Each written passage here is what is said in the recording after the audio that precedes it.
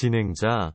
예, 안녕하세요. 대체 역사 설명회 진행을 맡은 진행자입니다. 만약 어떤 시점에서 이렇게 됐으면 어떻게 흘러갔을까에 대해서 다루는 방송입니다. 진행자. 이 방송에서의 청자들은 모두 2차 대전에 대해서 어느 정도 알 것이라고 기대하기 때문에 2차 대전에 대해 설명하지 않습니다. 진행자. 오늘 주제는 히틀러, 처칠, 루즈벨트 같은 2차 대전의 국가 지도자가 어떠한 현상에 의해 일본 애니메이션에 나오는 고양이 귀 미소녀로 몸이 바뀐다면? 입니다. 어느 시청자가 제보해주신 주제입니다. 다른 주제에 대해서는 들어온 것이 없기 때문에 이것만 설명하도록 하겠습니다. 진행자. 그래서 저명한 2차 대전 전문가이자 일본 애니메이션 오타쿠인 폰을 모셨는데요. 먼저 한 말씀 듣고 시작하겠습니다.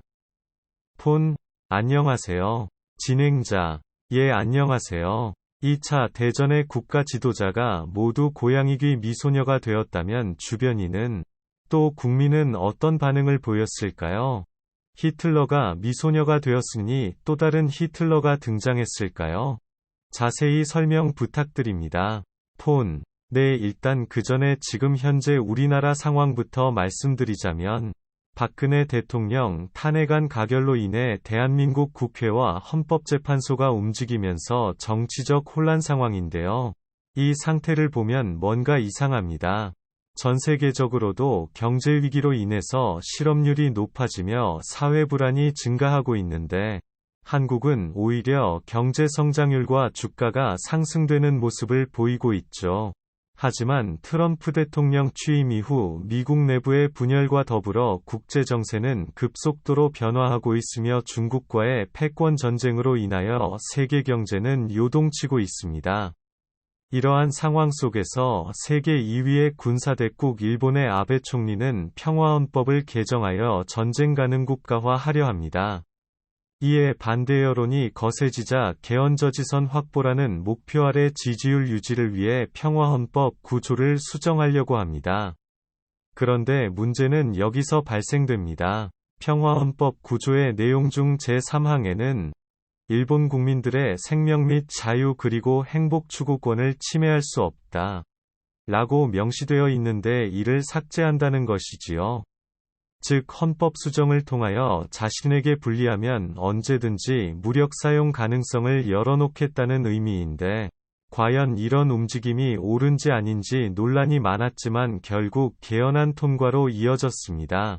이로 인해 한반도 내 사드 배치 등 여러가지 이슈들이 수면 위로 떠오르게 됩니다.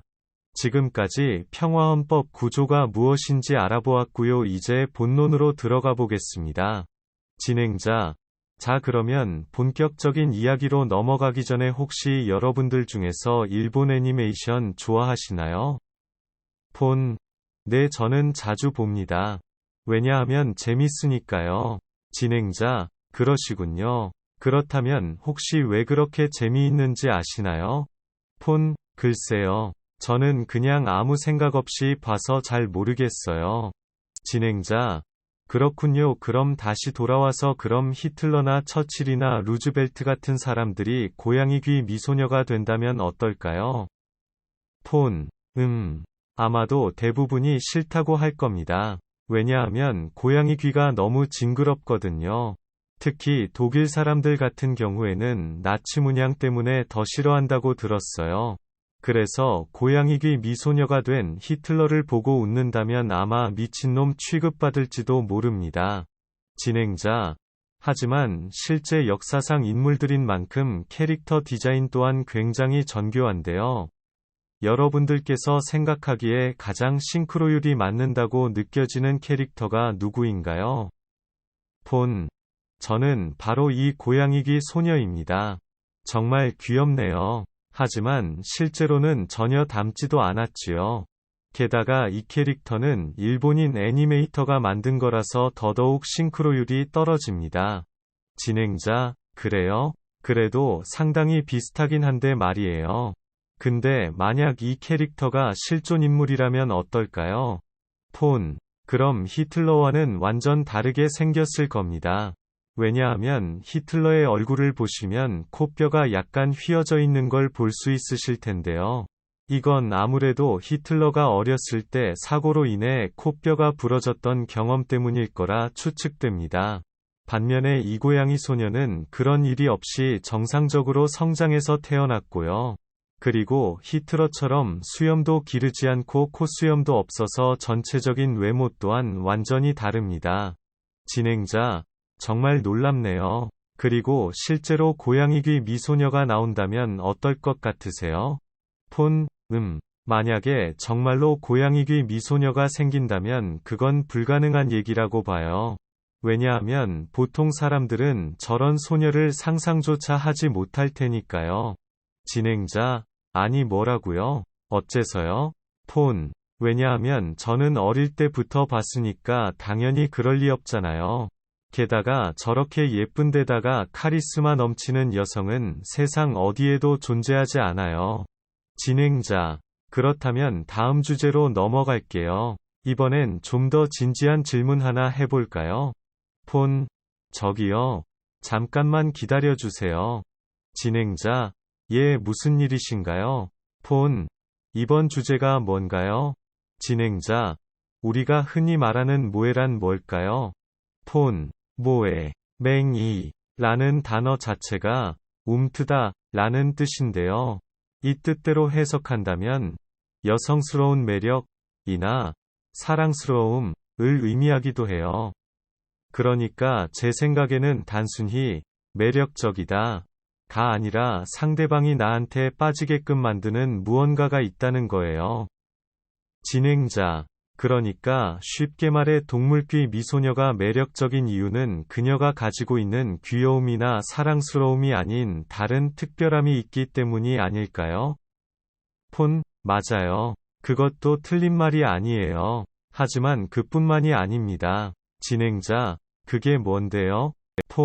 그것은 바로 상대방의 마음을 움직일 수 있는 설득력이 아닐까 싶은데요.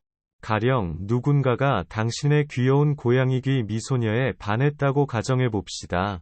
당신은 호감을 느끼는 상대에게 계속해서 어필하려고 노력하겠죠. 그러나 아무리 설득해도 그녀가 넘어오지 않는다면 그때부턴 고양이 귀 미소녀가 아닌 다른 방법을 찾아야겠죠. 진행자, 그런데 만약 고양이 귀 미소녀가 아닌 일반 인간 형태의 여자아이가 나타난다면 어떨까요? 아마 안 넘어올걸요? 진행자, 왜일까요? 아마도 그 여자애는 자신만의 개성이 뚜렷하고 주관이 확실하기 때문이 아닐까 싶어요. 마치 자기 주장 강한 사춘기 여학생같이 자기만의 확고한 신념이 있는 아이라면 고양이 귀 미소녀보다 훨씬 더 눈에 띌 거라고 확신해요. 진행자, 혹시 두 번째 주제가 뭔지 아십니까? 잘 모르겠는데요. 진행자, 두 번째 주제는 바로 히틀러와 고양이 귀 미소녀입니다. 아셨습니까? 그게 뭔 소리죠? 진행자, 제가 방금 전에 말했었죠. 고양이 귀 미소녀가 매력적인 이유는 그녀만의 독특한 개성과 주관이 뚜렷하기 때문이라고 했잖습니까? 그거랑 이거랑 무슨 상관이죠? 진행자, 상관관계가 아주 밀접하답니다. 진행자, 무슨 관계길래요? 그녀의